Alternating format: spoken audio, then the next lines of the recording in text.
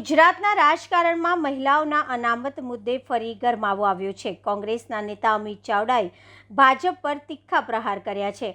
તેમણે જણાવ્યું કે લોકોમાં ભારે નારાજગી છે અને ઠેર ઠેર પોતાનો રોષ વ્યક્ત થઈ રહ્યો છે. ભાજપ રાજકીય ફાયદા માટે નીતિ નિયમોને નેવે મૂકી રહી છે અને મહિલા અનામતના નામે રાજનીતિ કરી રહી છે. અમિત ચાવડાના કહેવા મુજબ મહિલા સશક્તિકરણની શરૂઆત કોંગ્રેસે કરી હતી અને 15 લાખથી વધુ મહિલાઓને સ્થાનિક સ્વરાજ્યમાં સ્થાન અપાવ્યું હતું. તેમણે આ પણ યાદ અપાવ્યું કે મહિલા અનામતનો વિચાર રાજીવ ગાંધીનો હતો. બીજી તરફ રાજ્યસભાના સાંસદ મુકુલ વંશિકે પણ કેન્દ્ર સરકાર પર સવાલ ઉઠાવ્યા. તેમણે કહ્યું કે બિલ કોઈ ચર્ચા વગર સીધું સંસદમાં લાવવામાં આવ્યું અને વિપક્ષ સાથે કોઈ સલાહ લેવામાં આવી નહોતી. તેમણે આરોપ લગાવ્યો કે લોકોના ગેરસમજ ફેલાવવાનો પ્રયાસ થયો છે. સાથે જ આરએસએસ અને ભાજપના મહિલાઓને પણ યોગ્ય સ્થાન ન મળતું હોવાનો મુદ્દો ઉઠાવ્યો. કોંગ્રેસે દાવો કર્યો છે કે મહિલાઓને છેતરવાનો પ્રયાસ થઈ રહ્યો છે અને તમામ વર્ગોની મહિલાઓને યોગ્ય અનામત મળવી જ જોઈએ. એક તરફ ગુજરાતમાં સ્થાનિક સ્વરાજની ચૂંટણીઓનો માહોલ ચાલે છે, બીજી તરફ દુનિયામાં અલગ અલગ દેશોમાં યુદ્ધની પરિસ્થિતિ છે અને દેશની ભારતીય જનતા પાર્ટીની નરેન્દ્રભાઈ મોદીના નેતૃત્વવાળી સરકાર તમામ મોરચે નિષ્ફળ નીવડી ચૂકી છે અને લોકોમાં ભારોભાર સરકાર સામે નારાજગી અને ગુસ્સો છે. એક તરફ પ્રજા મોંઘવારીથી પીડાઈ રહી છે, એક તરફ અર્થતંત્ર ખાડે જઈ રહ્યું છે, એક તરફ રૂપિયો નબળો પડી રહ્યો છે, વિદેશ નીતિમાં ફેલ થઈ ચૂક્યા છે, બેરોજગારી વધી છે. ત્યારે એવા સમયમાં જે અલગ અલગ રાજ્યોમાં ચૂંટણીઓ ચાલે છે, એ ચૂંટણીઓમાં રાજકીય ફાયદો મેળવવા માટે તમામ નીતિ નિયમોને નેવે મૂકી અને રાજકીય એજન્ડા સાથે દેશની પાર્લામેન્ટમાં ભારતીય જનતા પાર્ટીના શાસકો નરેન્દ્રભાઈ મોદીના નેતૃત્વવાળી સરકાર મહિલા અનામત બિલના નામે રાજનીતિ કરવામાં આવે છે. મહિલા અનામતની વાત કરવામાં આવે પણ એમની નીતિ અને નિયતમાં ખોટ છે એ હવે આખો દેશ અને દુનિયા જાણી ગઈ અને ઉલટાનું કોંગ્રેસ પાર્ટી પર આરોપ લગાવવાની વાત કરે. એના માટે આખા દેશમાં પ્રેસ કોન્ફરન્સો, મીડિયા અને બાકીના પ્લેટફોર્મ પર એક એવો માહોલ ઊભો કરવામાં આવે કે જાણે ભારતીય જનતા પાર્ટી મહિલાઓની હિતેચ્છુ છે, હિતરક્ષક છે અને બાકીના વિપક્ષો મહિલા વિરોધી. પણ સાચી હકીકતો જ્યારે આ દેશનો ઇતિહાસ જોઈએ ત્યારે આપણે બધાને મળી શકે કે આ ભારતીય રાષ્ટ્રીય કોંગ્રેસની વિચારધારા કે જેણે કોઈ રાજકીય એજન્ડા સાથે નહીં પણ દેશમાં બધાને સમાનતાનો અધિકાર મળે, સામાજિક રાજકીય રીતે ક્રાંતિ થાય, દેશ આઝાદ થાય, એટલા માટે ભારતીય રાષ્ટ્રીય કોંગ્રેસની સ્થાપના થઈ. લાંબી આઝાદીની લડાઈ લડવાનું નેતૃત્વ પણ કોંગ્રેસના નેતૃત્વએ કર્યું. દેશને આઝાદી અપાવવામાં પણ સૌથી મોટો રોલ કોંગ્રેસ પાર્ટીનો રહ્યો. અને જ્યારે મહિલા સશક્તિકરણની વાત આવે, નારી સન્માનની વાત આવે, મહિલાઓને ભાગીદારીની વાત આવે ત્યારે સૌથી પહેલું જો શરૂઆત કરી હોય તો 1925માં સરોજિની નાયડુજીને પ્રેસિડેન્ટ બનાવી અને કોંગ્રેસ પાર્ટીએ મહિલા સશક્તિકરણ, મહિલા નેતૃત્વ અને મહિલાની ભાગીદારીની શરૂઆત કરાવી હતી. એ પહેલા પણ અનેક એના દાખલા છે, એની બેસેન્ટથી લઈને ઘણા બધા દાખલા છે. દેશ આઝાદ થયા પછી પણ જ્યારે જ્યારે શાસન આવ્યું ત્યારે મહિલા સશક્તિકરણ માટે, મહિલાઓના સન્માન માટેના કાયદા કાનૂન લાવવામાં આવ્યા. દેશના પ્રથમ મહિલા વડાપ્રધાન ઇન્દિરા ગાંધીનું નેતૃત્વ આખી દુનિયાએ માનવું પડ્યું. પ્રથમ મહિલા રાષ્ટ્રપતિ પ્રતિભાતાઈ પાટીલને પણ કોંગ્રેસ પાર્ટીએ નેતૃત્વ સોંપ્યું. અને સાથે સાથે જ્યારે સ્વર્ગસ્થ વડાપ્રધાન રાજીવ ગાંધીજીને યાદ કરીએ, મહિલાઓના સશક્તિકરણને રાજકીય સહભાગીદારીતાની વાત કરીએ તો રાજીવ ગાંધીજીનું વિઝનરી નેતૃત્વ હતું કે જેમણે દેશની 50% વસ્તી એટલે કે આધી આબાદી મહિલાઓ, જે મહિલાઓ ઘર સારી રીતે ચલાવી શકે, કુટુંબ પરિવારને વ્યવહાર સારી રીતે ચલાવી શકે, એ મહિલાઓ વહીવટ પણ સારી રીતે સ્થાનિક સ્વરાજની સંસ્થાઓમાં કરી શકે એવી ચોક્કસ દ્રઢ માન્યતા, વિચાર અને વિઝન સાથે રાજીવજીના નેતૃત્વમાં સ્થાનિક સ્વરાજની સંસ્થાઓમાં 33% મહિલા અનામતની શરૂઆત થઈ. चुनाव में महिलाओं का आरक्षण की बात हुई, सही पर लागू है। इसको लेकर कांग्रेस कैसे विरोध किया? क्या आप कहते हैं आप क्या ગુજરાતમાં લોકલ બોડીની ચૂંટણીમાં પહેલા પણ 10% ઓબીસી માટે અનામતની વ્યવસ્થા હતી. સુપ્રીમ કોર્ટના આદેશ અને ગાઈડલાઈન મુજબ દરેક રાજ્યોમાં વિસંગતતા ઉભી થવાને કારણે સુપ્રીમ કોર્ટે કીધું કે દરેક રાજ્ય પોતાના ત્યાં કોઈ કમિટી, કોઈ પંચ રચી અને ઓબીસી માટેની કેટલી વસ્તી છે દરેક યુનિટ વાઇઝ એનો અભ્યાસ કરાવે અને એના આધારિત અનામતની વ્યવસ્થા કરવામાં આવે. ગુજરાત સરકારે પણ ખૂબ વિલંબ પછી ધોરણ કમિશનની રચના કરી અને આપ સૌ જાણો છો કે થોડા સમયમાં એનો રિપોર્ટ મેળવીને અમલ કરવાનો હતો, પણ લાંબા સમય સુધી એનો રિપોર્ટ ના આવ્યો. એ રિપોર્ટ આવ્યા પછી જે બિલ લાવવામાં આવ્યું ત્યારે રાજ્ય સરકારે આજ દિન સુધી ઝવેરી કમિશનનો રિપોર્ટ કોઈ પણ પબ્લિક પોર્ટલ પર મૂક્યો નથી. ક્યાંય પણ વિધાનસભામાં કે કોઈ જગ્યાએ એને પ્રસિદ્ધ કરવામાં નથી આવ્યો અને એમની મનસુબી મુજબ સુપ્રીમ કોર્ટની ગાઈડલાઈનથી વિરોધમાં એમણે અનામત 27% લાગુ કર્યું. 27% લાગુ થવાથી બધા જ સ્થાનિક સ્વરાજની સંસ્થાઓની રાજકીય અને વિસ્તારવાઇઝ પરિસ્થિતિ પણ ઘણી બધી બદલાઈ. જે ઓબીસી સમાજને પ્રતિનિધિત્વ હજુ પણ ઘણી જગ્યાએ વધારે મળી શક્યું હોત અને ઘણા વિસ્તારોમાં જ્યાં એની વસ્તી નથી ત્યાં કદાચ 27%થી ઓછું પણ મળ્યું હોત, જેથી કરીને ત્યાંના લોકોને અન્યાય કે એનું ભેદભાવનો ભોગ બનવું ના પડ્યું હોત. હજુ પણ અમારી પહેલા દિવસથી માંગણી છે કે ઝવેરી કમિશનનો રિપોર્ટ પ્રસ્તુત કરવામાં આવે અને રિપોર્ટ કે સુપ્રીમ કોર્ટની ગાઈડલાઈન છે એ મુજબની અનામત વ્યવસ્થા સ્થાનિક સ્વરાજની સંસ્થાઓમાં અમલી બનવી જોઈએ. જ્યાં સુધી મહિલા રિઝર્વેશનની વાત છે ત્યાં પણ અમારી સ્પષ્ટ માંગણી છે કે મહિલા રિઝર્વેશનમાં પણ એસસી, એસટી, ઓબીસી જે ગરીબ, મધ્યમ ને પછાત ને પીડિત વર્ગ છે એ વર્ગની મહિલાઓને તક મળે, એ વર્ગની મહિલાઓનું પણ સશક્તિકરણ થાય, એમને પણ યોગ્ય હિસ્સેદારી મળે એટલા માટે એને પણ મહિલા અનામતમાં એસસી, એસટી, ઓબીસીને રિઝર્વેશન મળવું જોઈએ. એ વાતને પણ દોહરાવી હતો. આવનારા દિવસોમાં પણ ગુજરાતમાં અત્યારે જે 27% ઓબીસી અનામત લાગુ કરી છે, હાઈકોર્ટને કોર્ટ સમક્ષ ચેલેન્જ કરવામાં આવી છે અને આવનારી લડત એ પણ હશે કે ઝવેરી કમિશનનો રિપોર્ટ પ્રસિદ્ધ કરવામાં આવે છે. રિપોર્ટ અને સુપ્રીમ કોર્ટની ગાઈડલાઈન મુજબની અનામત વ્યવસ્થા થાય, જેથી કરીને જ્યાં વસ્તી વધારે છે ત્યાં વધારે તક મળે અને જ્યાં વસ્તી ઓછી છે ત્યાં કોઈનો હક નથી મળે. 16, 17 और 18 अप्रैल को संसद का विशेष अधिवेशन, एक विशेष बैठक भारत सरकार ने रखने का फैसला किया है। जो बातें मीडिया के जरिए हमारे सामने आती थी उसमें ये पता चलता था कि भारत सरकार परिसीमन से संबंधित, महिला आरक्षण से संबंधित कुछ संविधान संशोधन सदन के सामने लाने का काम करेंगी। सरकार की तरफ से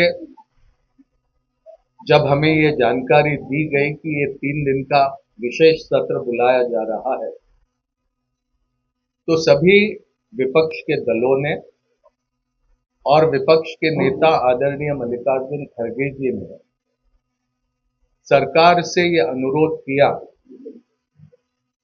कि अभी विधानसभा के चुनाव चल रहे हैं, 29 अप्रैल को बंगाल में आखिरी का मतदान होगा और उसके बाद आप सभी दलों की बैठक बुलाइए, संविधान संशोधन को लेकर क्या आपकी मंशा है वो सभी के साथ उस पर चर्चा करें और एक राय बनाकर आप सदन का सत्र बुलाने का काम करिए। लगातार अनुरोध करने के बावजूद ऐसा नहीं हुआ। विशेष सत्र बुलाया गया। संविधान संशोधन को लेकर प्रारूप सदस्यों को एक दिन पहले प्राप्त हुआ और सदन की कार्रवाई शुरू हुई। लगातार ये बताने का प्रयास हो रहा है सरकार की ओर से कि ये महिला आरक्षण को लेकर संविधान संशोधन सरकार ने लाया था। हकीकत यह है कि ये संविधान संशोधन महिला आरक्षण से संबंधित नहीं था। महिला आरक्षण से संबंधित नारी शक्ति वंदन अधिनियम सितंबर 22, 2023 को ही संसद ने आम सहमति से उसे मंजूर किया था। महिला आरक्षण को लेकर भारत के संविधान में संशोधन हो चुका था। अभी जो सदन के सामने जो संशोधन का प्रस्ताव था वो परिसीमन को लेकर था। भारत की राजनीति पर, भारत की एकता पर, भारत की अखंडता पर ये संशोधन को लेकर बहुत गंभीर और दूरगामी परिणाम हो सकते थे और इसी के चलते हमने सभी दलों की बैठक बुलाने का आग्रह किया था, लेकिन सरकार ने ऐसा नहीं किया। आमतौर पे ऐसा होता है कि अगर कोई बिल सदन के सामने पेश किया जाता है तो वो बिल पहले स्टैंडिंग कमेटी के सामने भेजा जाता है, स्थायी समिति के सामने।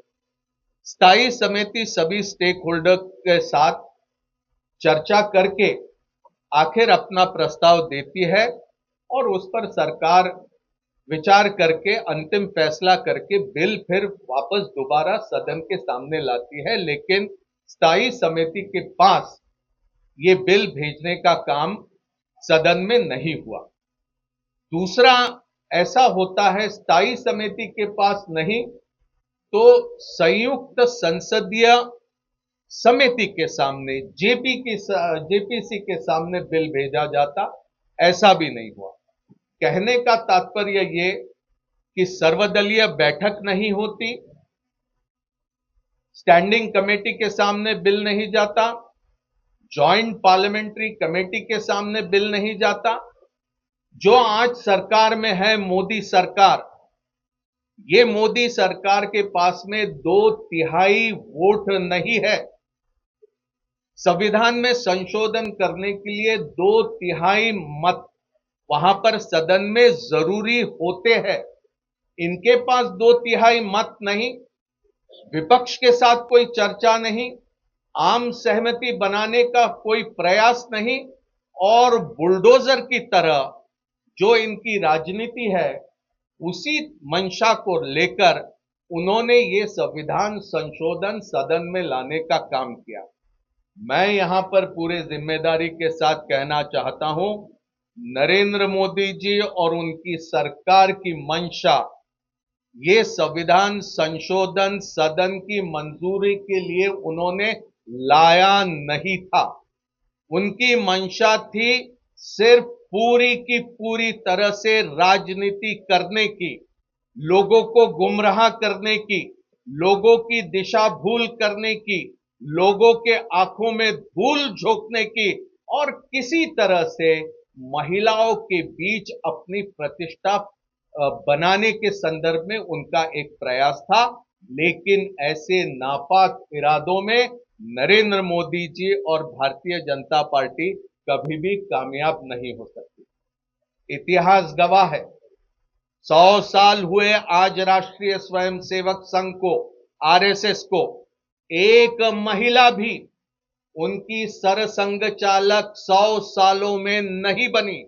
राष्ट्रीय स्वयंसेवक सिर्फ पुरुषों के लिए है, वहां महिलाओं के लिए जगह नहीं है। उनके लिए राष्ट्र सेविका करके एक अलग संगठन है, आरएसएस में महिलाओं के लिए जगह नहीं है। भारतीय जनता पार्टी 1980 में बनी, तब से लेकर अब तक एक भी महिला भारतीय जनता पार्टी की राष्ट्रीय अध्यक्ष नहीं बनी। और इनका पूर्व रूप भारतीय जनसंघ भी वहां पर कोई उनकी राष्ट्रीय अध्यक्ष ये महिला नहीं बनी। भारतीय राष्ट्रीय कांग्रेस, चाहे एनी बेसेंट, सरोजनी नायडू, नेली सेनगुप्ता, इंदिरा गांधी, सोनिया गांधी, ऐसी कई सारी मिसालें दी जा सकती है कि अनेकों वर्षों तक कांग्रेस का उन्होंने नेतृत्व किया। सदन में प्रियंका गांधी जी ने बताया 1928 में मोतीलाल नेहरू कमेटी रिपोर्ट में महिलाओं को समान अधिकार देने की बात आजादी से पहले कांग्रेस पार्टी ने करी। 1931 में कराची के अधिवेशन में सरदार पटेल जी की अध्यक्षता में मोतीलाल नेहरू कमेटी को मंजूर किया गया और यह ऐलान किया गया स्वाधीन भारत में पुरुषों के साथ साथ महिलाओं को भी बराबरी का हक मिलेगा। और 1950 में जब भारत का संविधान बाबा साहब अंबेडकर ने बनाने के पश्चात उसे लागू किया गया तो पुरुषों को और महिलाओं को समान अधिकार देने का वहां पर काम किया गया। ये कांग्रेस की पृष्ठभूमि है और इसीलिए यहां पर हम पूरी देंगे कि एक 16, 17, 18 अप्रैल के लोकसभा और हमारे राज्यसभा के अधिवेशन में भारत के संविधान की जीत हुई, विपक्ष के एकता की जीत हुई और छल कपट से जो परिसीमन करने के उद्देश्य से जो संशोधन करने की एक कोशिश भारत सरकार ने करी थी वो पूरी तरह से असफल हुई। भारत के प्रधानमंत्री परसों की शाम उन्होंने राष्ट्र के नाम से एक संदेश दिया। 29 मिनट का उनका भाषण, 58 बार उन्होंने अपने भाषण में कांग्रेस का जिक्र किया।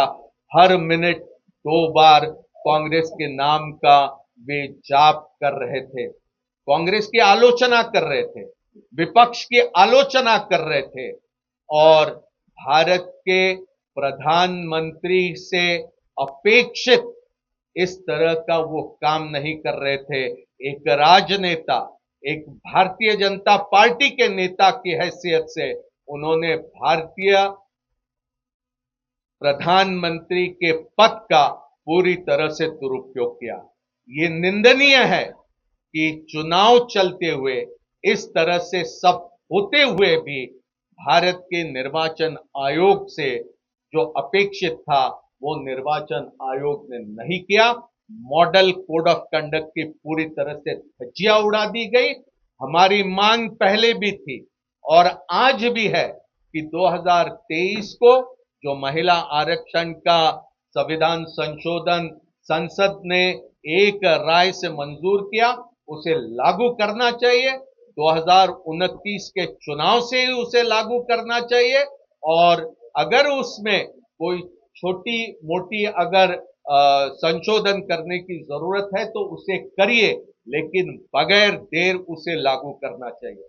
कल्पना कीजिए 22 सितंबर 2023 को संसद नारी शक्ति वंदन अधिनियम मंजूर करता है, उसे लागू करने की तारीख कौन सी है? 30 महीने बीत जाते हैं। 16 अप्रैल 2026 की रात 9:30 बजे 30 महीने पहले जो संशोधन सदन ने मंजूर किया था उसे लागू करने का गैजेट नोटिफिकेशन ये भारत सरकार निकालती है। इससे ही पता चलता है कि किस तरह की छल कपट की भावनाओं के साथ उन्होंने ये सारा का सारा महिला आरक्षण के मुद्दे को लेकर अपना रवैया रखा है। भारत की जनता, विशेषकर भारत की महिलाएं अच्छी तरह से भारतीय जनता पार्टी को समझती है और नरेंद्र मोदी जी को भी वो बहुत बखूबी समझती है वो समझती है कि हमारे साथ छल कपट किया जा रहा है, हमारे साथ धोखा किया जा रहा है। और आप आते हुए दिनों में देख लेंगे कि भारत की तमाम महिलाएं इसका जवाब देकर रही हैं।